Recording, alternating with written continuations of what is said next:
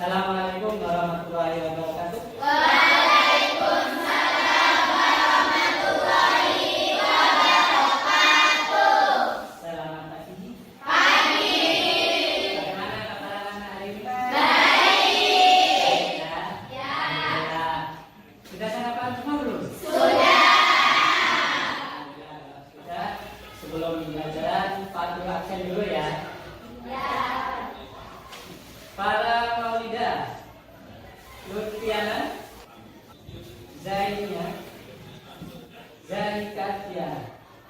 Ya, sebelum pelajaran kegiatan hari ini dalam lebih lanjut, tolong Pak Ketua kelas untuk memimpin doa.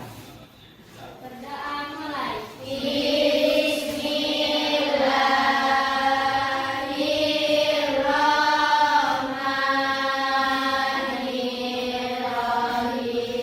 Raditu billahi rabba.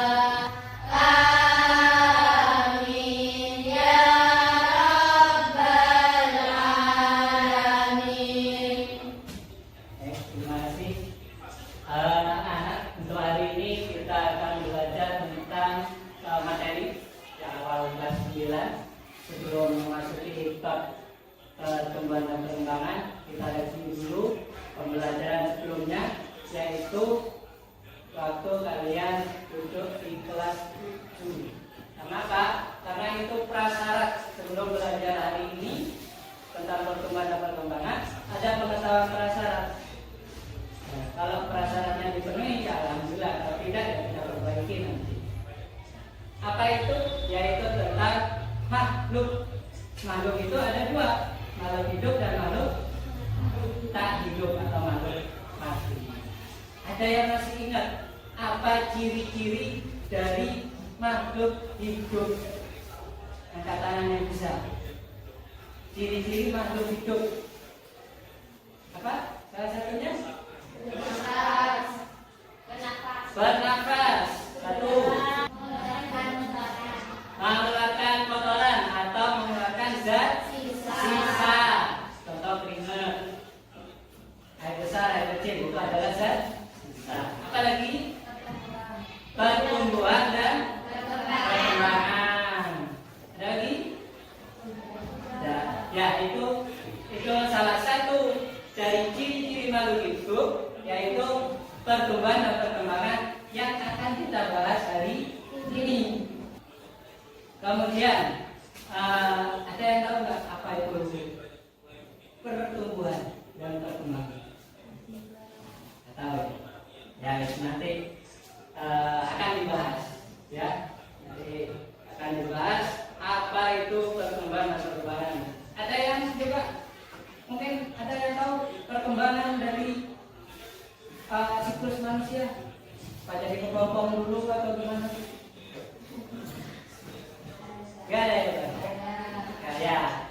Karena memang belum dipelajari ya. Tapi itu pertanyaan yang nanti akan harus kalian bisa jawab. Jadi pembelajaran hari ini adalah tentang pertumbuhan dan perkembangan.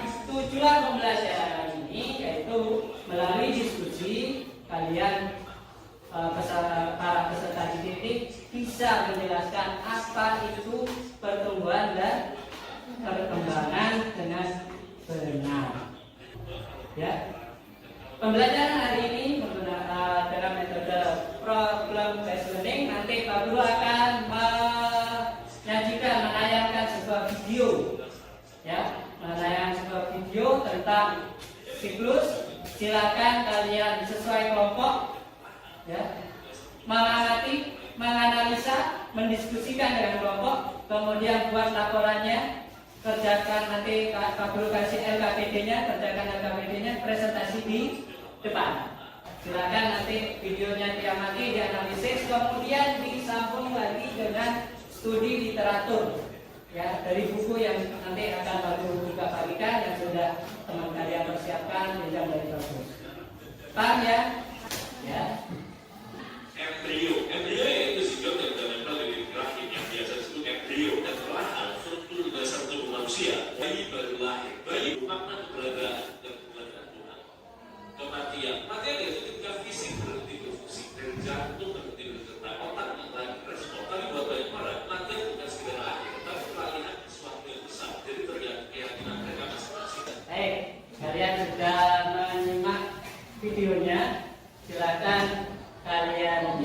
diskusikan, kalian analisis apa di video yang ada di video itu, juga berdasarkan studi literatur. Kalian bisa melihat, membaca di buku yang sudah kalian ada di meja kalian masing-masing, dan nanti silakan diskusikan dalam kelompok, kerjakan LKPD-nya, dan nanti Pak Guru minta perwakilan beberapa kelompok untuk mempresentasikan hasil laporan analisis video itu.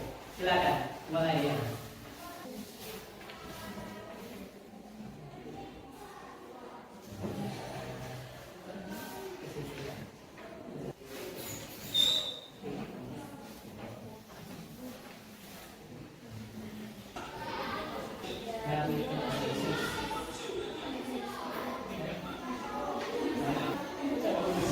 Sudah semua? Sudah. Silakan mulai dari kelompok 1 untuk mempresentasikan hasil diskusi kelompoknya. Ya, silakan ke depan dipresentasikan siapa yang mewakili. Silakan kelompok 1 dulu. Maju semua. Assalamualaikum warahmatullahi wabarakatuh. Waalaikumsalam warahmatullahi wabarakatuh. Ketika sperma dan sel telur bertemu, maka proses fertilisasi dimulai. Fertilisasi manusia terjadi di dalam tubuh wanita. Tidak ada yang bertanya, silakan. Perkenalkan diri dulu. Namanya saya itu Sudiana. Saya ingin bertanya, fase normal itu apa? Penambahan jumlah sel tanpa pertambahan massa sel. Sel yang pertamanya dari 1 menjadi 2, 2 menjadi 4, 4 menjadi 8, dan seterusnya sampai menjadi 36. Sampai di sana. Ya. Gimana? Ya. Baik, seru sekali diskusi hari ini tentang pertumbuhan dan perkembangan, utamanya bagi manusia. Secara keseluruhan kita simpulkan pembelajaran hari ini tentang pertumbuhan dan perkembangan. Apa itu pertumbuhan? Ada yang bisa jawab? Ya, siapa?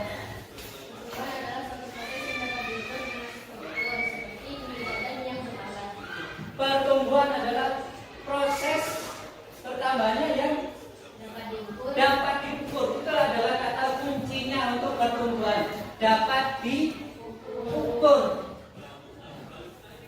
secara fisik. Contoh apa? Secara fisik. Tinggi badan yang bertambah. Apalagi secara fisik. Nah, jadi pertambahan yang bisa diukur itu adalah pertumbuhan. Kalau perkembangan? Perkembangan adalah proses penambahan kemampuan seorang manusia dalam berbagai aspek. Dalam berbagai aspek pertambahan ya. Tapi ada yang bisa membedakan nggak? Apa bedanya pertumbuhan dan perkembangan? Ya.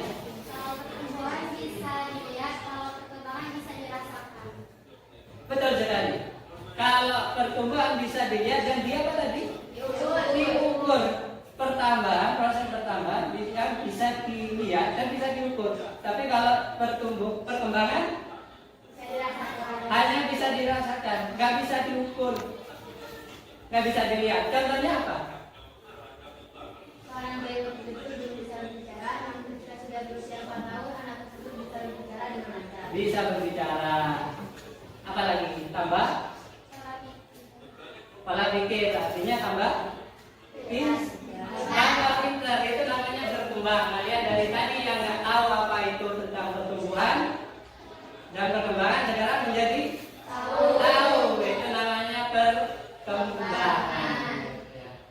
Pembelajaran hari ini, jadi tujuan pembelajaran yang Pak Guru sampaikan di awal tentang melalui diskusi kalian bisa menjelaskan tentang pertumbuhan dan perbedaan sudah tercapai, Bro?